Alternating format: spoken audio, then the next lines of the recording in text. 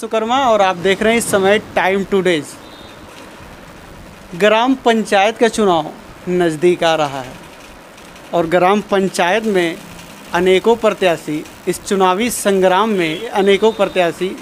में उतर रहे हैं।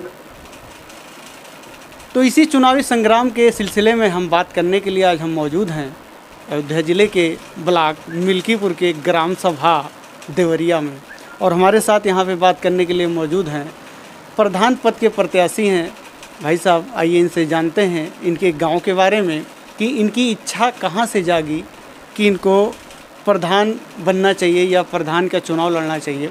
आइए हम इन्हीं से जानते हैं इनकी प्रेरणा। स्वागत है आपका हमारे चैनल में। सबसे पहले आप अपना नाम बताइए। मेरा नाम दीपक कुमार गुप्ता है। मैं ग्राम सभा देवरिया और पोस्ट बारून बाजार तहसील मिल्कीपुर जनपद अयोध्या से। ठीक है, स्वागत है। ये बताइए कि ये आपको प्रेरणा कहाँ से मिली कि हमको ग्राम सभा के लिए चुनाव लड़ना है, प्रधान हमको भी बनना है? कहाँ से आपको ये प्रेरणा मिली? प्रेरणा क्या मिली, जैसे देख रहे हैं आज 30 सालों से ग्राम सभा देवरिया में जहाँ का तहाँ है, और यही सब देखते हुए हमने सोचा कि इस बार हम भी चुनाव लड़ें और ग्राम सभा देवरिया के लिए या जनता के लिए कुछ किया जाए अच्छा। इसीलिए प्रधानी का चुनाव लड़ने के लिए हम कहने का मतलब काम आपको नहीं लगा 30 सालों से कि ग्राम सभा में काम किया जा रहा है, इसलिए आप खुद बेहतर करने के लिए आप एक खुद अच्छे अपने आप को बनने के लिए प्रत्याशी जो है, इसलिए ग्राम सभा में चुनाव के लिए जी कुछ बेहतर करने के लिए लोगों के लिए, तो हमने कहा कि चुनाव में उतरा जाए, इसी बहाने तभी मौका। चलिए ठीक है, आपकी सोच अच्छी है, आप बेहतर करने के लिए यहाँ पे उतरे हैं। ग्राम सभा में सबसे बड़ी कमी आपको क्या लगी 30 सालों में कि 30 साल बीत गए हमारे ग्राम सभा में अभी ये काम नहीं हुआ, बहुत ज़रूरी है? जैसे कि आप क्या मानते हैं इसको? जैसे लोगों का राशन कार्ड,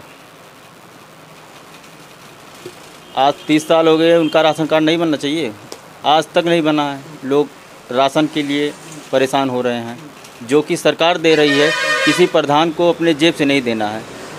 ये सरकार दे रही है, केवल माध्यम प्रधान को बनना है, लेकिन किसी गरीब का राशन कार्ड नहीं बनता है। ये समस्या 30 सालों से रही है भाई, बीच में थोड़ी ना कटा हुआ है, ये तो पहले से रही होगी, तभी तो आज भी वही समस्या है।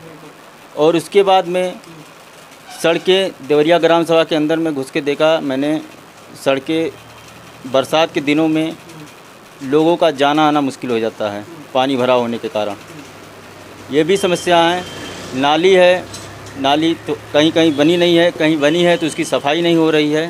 यही सब समस्या मतलब नाली खड़ंजा कह लिया जाए या फिर गांव में राशन कार्ड की समस्या, पेंशन की समस्या, यही सब समस्या तमाम। कहने का मतलब आपका ये है कि 30 सालों से जो भी प्रधान यहाँ पे हुए हैं, कोई जनता के लिए कुछ नहीं किया जी। तो सिर्फ 30 सालों से कर जो प्रधान हुए हैं वो क्या कर रहे हैं? बस 5 साल ऐसे बिता देते हैं, क्या करते हैं क्या नहीं करते हैं। अगर करते तो ये गांव में दिखता कि ना दिखता, बस यही सब चीज़ है। और हमने सोचा कि चुनाव के माध्यम से अगर जीत हासिल हुई तो हम कुछ बेहतर करने की कोशिश करेंगे। चलिए ठीक है। आपको पता है कि सरकार द्वारा चुनाव ग्राम पंचायत का चुनाव लड़ने के लिए कुछ निर्देश जारी किया गया है। आपको क्या क्या निर्देश जारी किया? यही कि 2 बच्चे या ना भी हो बच्चे, लेकिन 2 से ज़्यादा अगर बच्चे हैं तो वो चुनाव नहीं लड़ सकता, और उसका हाई स्कूल योग्यता होनी चाहिए, जो मेरे पास कंप्लीट है। कहने का मतलब आपसे लड़ाई तो उन्हीं से होगी जो मौके पर ग्राम प्रधान है, और लड़ाई इसलिए है क्योंकि वो जनता के लिए काम नहीं किए, ग्राम सभा में काम नहीं किए हैं। तो सबसे पहले आप हमको ये बताइए, जो मौके पर ग्राम प्रधान हैं, क्या उनके 2 ही बच्चे हैं? नहीं, उनके तो 3 बच्चे हैं। 3 बच्चे हैं? जी। तब आपसे उनको डर काहेगा? आप काहे उनके लिए लड़ रहे हैं? आप तो खुद ही अगर कहा जाए कि कोई नया प्रत्याशी और भी आ सकता है, आप तो उनसे नहीं डर सकते? भाई, हम किसी से नहीं डर रहे हैं। मैं अपना जो भी व्यक्तिगत संबंध अच्छा बनाया हुआ उसका रिजल्ट मुझे मिलेगा। बाकी हमको किसी से डर नहीं है, और ना किसी को हमसे डरने की ज़रूरत है। जो जितना बेहतर किया होगा, जितना अच्छा, देखो आदमी का चेहरा नहीं चमकता है, उसका अच्छा व्यवहार, अच्छे काम, ये चीज़ अच्छे लगते हैं। चेहरे पे देख के कोई और नहीं करता है। तो हमको किसी से डरने की ज़रूरत नहीं है, ना किसी को, और ना मुझसे किसी को डरने की ज़रूरत है। काबिलियत होनी चाहिए काम करने की। बस। अच्छा, आप चुनाव लड़ रहे हैं, प्रत्याशी बनकर आप उतर गए हैं ग्राम सभा में अपने। जनता के लिए आप कहते हैं कि कुछ पहले चुनाव लड़ने से पहले कुछ ना कुछ करना होता है। आप क्या जनता को दिखा रहे हैं? कुछ करके दिखाएं, समाज सेवा करके दिखाएं, कुछ ऐसा कार्य करके दिखाएं जिससे आपको जनता चुन सके।